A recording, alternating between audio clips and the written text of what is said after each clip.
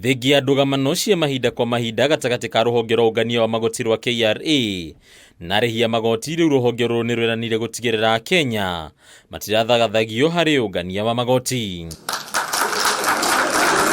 Kuregana na murugamiriri munene wa ruhonge rũrũ Githii Mburu, KRA ndĩgũkorwo ĩkĩhũthĩra njĩra ya kũhinga biacara cia arĩa maremererwo nĩ kũrĩha magoti ihinda rĩrĩa rĩagĩrĩire, ĩndĩ magũkorwo makĩhũthĩra njĩra cia waranĩria na rĩhia ya magoti. We will have to adopt a different approach so that we encourage them and we walk the journey with them, because some of them they are going through genuine difficulties and we must empathize with them and we must walk with them.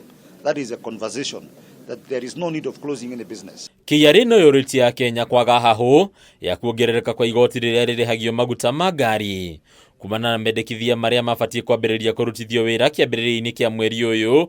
Rĩu KRA kiuga nĩ kunĩra ritho maguta kuona thogora wa mo rĩ igũrũ harĩ ahũthĩri amo. All the other accessible products we will make that adjustment.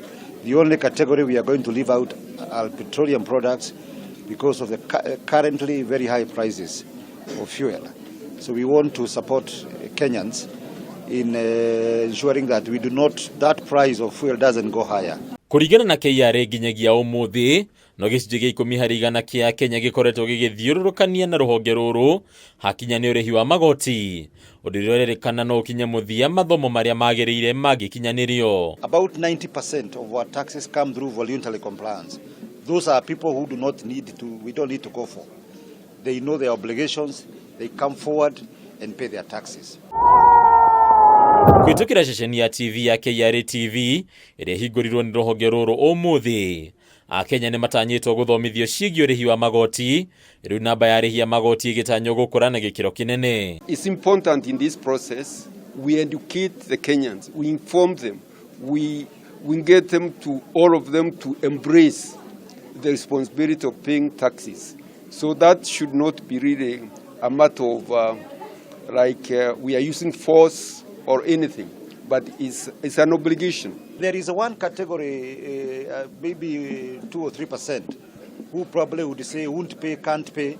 Again, we want to reach out to them so that we can understand why they don't want to pay. We can work with them to bring them to compliance. KRA no ĩkararĩtie ndereti ĩrĩa ĩkoretwo kuo atĩ rũhonge rũrũ rũtiraiguithania rũthiomi na thirikari ya ihinda rĩrĩ.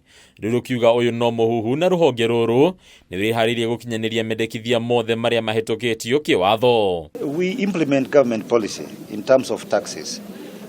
It is my view that by the time government legislates taxes, that process have gone through sufficient stakeholder engagement.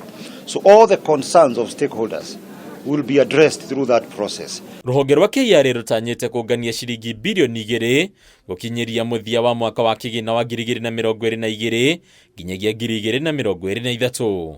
Handu-inĩ ya Kameme TV, rĩtwa rĩakwa nĩ Bataru wa Mwangi.